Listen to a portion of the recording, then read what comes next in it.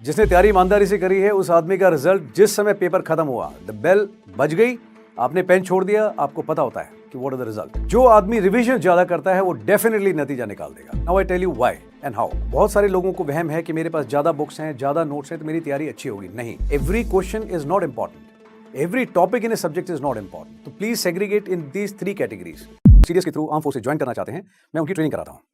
आज मैं आप लोगों के बीच में खास तौर पे आपको बताने के लिए जो आया हूं वो है रिटन एग्जामिनेशन, जो यूपीएससी कंडक्टेड एग्जाम है, एनडीए एंड सीडीएस एग्जाम, उसके बारे में आपको जानकारी देना। नाउ इससे पहले मैं आपको स्ट्रैटेजी बताऊं, बाकी चीजें बताऊं, मैं जरूरी समझता हूं कि कुछ एक मिथ्स हैं जो आप सभी के दिमाग में होते हैं स्टूडेंट्स के, वो आपको क्लियर करना बहुत जरूरी है। नंबर 1 कि एग्जाम बहुत डिफिकल्ट है। एग्जाम कोई भी डिफिकल्ट नहीं होता, आप पूरे बचपन से पढ़ते हुए आ रहे हैं, class 1st, 2nd, 3rd, 5th, 10th, 12th board. Exam कोई भी हो वो उतना ही डिफिकल्ट है जितना आपके दिमाग में है। तो प्लीज इस बात को क्लियर कीजिए कि एग्जाम इज नॉट डिफिकल्ट। तैयारी कम या ज्यादा हो सकती है। तैयारी अगर कमजोर है तो एग्जाम डिफिकल्ट है, अगर तैयारी मजबूती से करेंगे तो कोई एग्जाम डिफिकल्ट नहीं है। नंबर 1। नंबर 2, ज्यादातर स्टूडेंट्स जो मेरे पास आते हैं, मैंने उनको देखा है, वो कहते हैं सर हमने एक कोर्स सब्सक्राइब किया है। आप कोई भी कोर्स ले लीजिए, किसी भी यूनिवर्सिटी में चले जाइए, आप कोई भी एकेडमी ज्वाइन कर लीजिए, कोई आपने चेंज नहीं लेकर के आ सकता। सिर्फ एक फैक्टर है जो आपने चेंज ला सकता है, वो है आप खुद। अगर आप खुद अपनी तैयारी ईमानदारी से करेंगे तो change is going to happen, it is bound to happen, वो पक्का होगा। कई लोग कहते हैं कि सर वो कोर्स फ्री में मिल रहा था इसलिए मैंने लिया। मैं सिर्फ एक स्टेटमेंट आपको बताना चाहूंगा कि फ्री में कुछ भी नहीं होता है। इवन मां भी बच्चे को जन्म देती है, उसमें 9 महीने लगते हैं, and to enjoy the pleasure of motherhood, you know, one has to bear the pain for 9 months and it is worth it. तो जो भी चीज आपको बताता है, क्लेम करता है कि फ्री में है, बिलीव मी, फ्री में सिर्फ you are being sold in the market as a product. That is the truth and that is the brutal truth.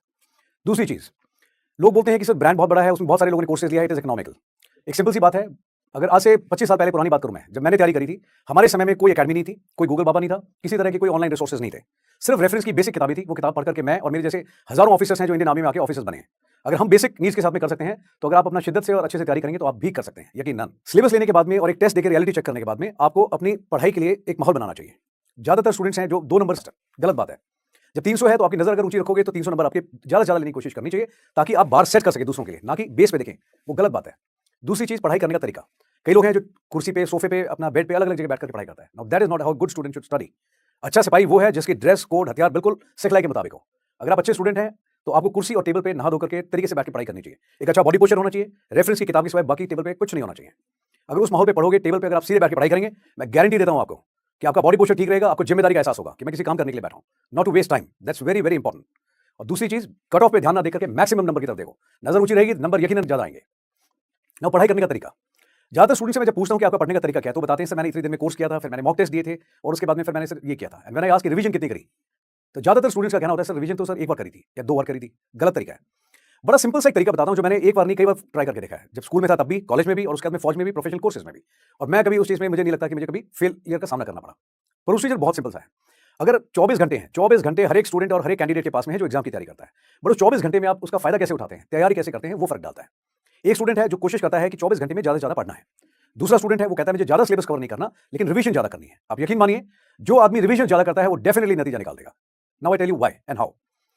एक अच्छा स्टूडेंट मैं उसको मानता हूं जो जब तैयारी करता है, सुबह जब आप तैयारी करते हैं, सुबह सबसे पहले वो सब्जेक्ट उठाना चाहिए जो सबसे मुश्किल है आपके लिए। क्यों? उस समय दिमाग फ्रेश है, किसी तरह का कोई कमिटमेंट नहीं है, कोई लोड नहीं है। तो मैक्सिमम टाइम आपको उस समय उसको देना चाहिए जो सब्जेक्ट आपके लिए हैवी है। आपकी कॉम्प्रिहेंशन पावर ज्यादा रहेगी, रिटेंशन अच्छी रहेगी आपकी, और आप ज्यादा कवर कर पाएंगे। एंड जो लाइट सब्जेक्ट्स हैं जैसे जनरल अवेयरनेस या अपनी काबिलियत के मुताबिक, वो आपको तब पढ़ना चाहिए जब आप थोड़ा हैवी मोमेंट्स हैं आपके लिए, कि आपने खाना खाया हुआ है, आप थोड़े थके हुए हैं, that time you can absorb such subjects. Now पूरे दिन में आपने जो भी रूटीन बनाया है, वो रूटीन बनाइए, stick to that routine, very very important. एक अच्छा रूटीन बहुत जरूरी है। अच्छा रूटीन का मतलब ये है कि आप टाइम पे उठें। कुछ लोग हैं जो 8 बजे उठते हैं, मैं उसको भी फेलियर मानता हूं। एक स्टूडेंट जो 4 बजे उठ करके तैयारी करता है, अगर जो 8 बजे उठ रहा है, वो 4 घंटे ऑलरेडी आपसे आगे है। अगर एक दिन में 4 घंटे हैं तो आप हिसाब लगाइए, एक हफ्ते के अंदर 7 दिन है, 28 घंटे। एक हफ्ते में 28 घंटे आपसे ज्यादा आउटपुट दे रहा है। जब मैं आपसे पूछूंगा तो आप खुद बोलेंगे सर चांसेस उसके हैं ज्यादा आने के। 28 मल्टीप्लाई बाय 30, आप देख लीजिए आप किधर स्टैंड करते हैं। सो एक अच्छा रूटीन होना बहुत जरूरी है। जल्दी उठना चाहिए।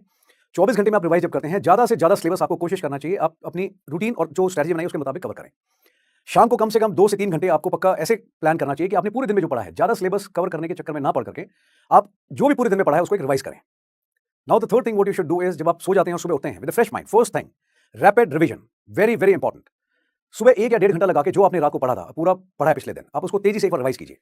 जब आप इस तरह से करते हैं तो 3 रिवीजन आप 24 घंटे की साइकिल में करते हैं। अब मैं अगर सवाल पूछूं आपसे, आप खुद पूछ के देखिए अपने आप से, कितने लोग ऐसे हैं जो इस तरह से रिवाइज करते हैं? नहीं करते। 99% नहीं करते हैं।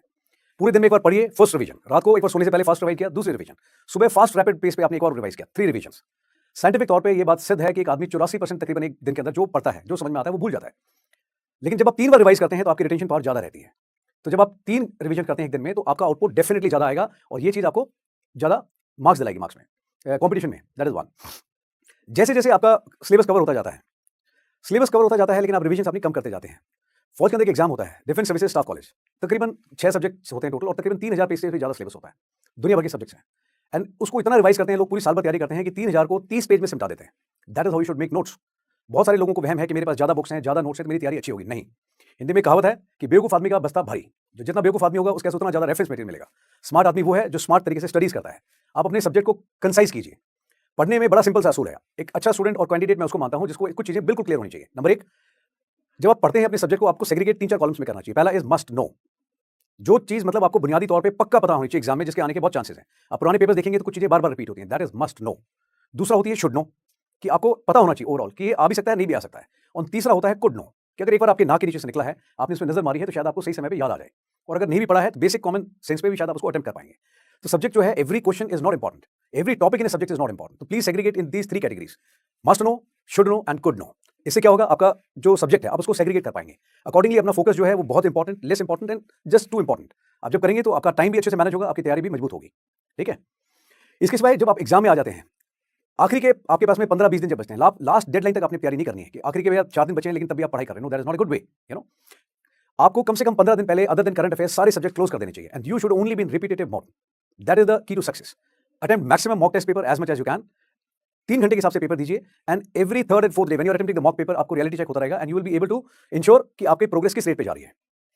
अच्छा स्टूडेंट उसको मैं मानता हूं, हमेशा रिजल्ट लोग बोलते हैं सर रिजल्ट अभी आया नहीं है। नहीं, जिसने तैयारी ईमानदारी से करी है उस आदमी का रिजल्ट जिस समय पेपर खत्म हुआ, द बेल बज गई, आपने पेन छोड़ दिया, आपको पता होता है कि व्हाट इज द रिजल्ट।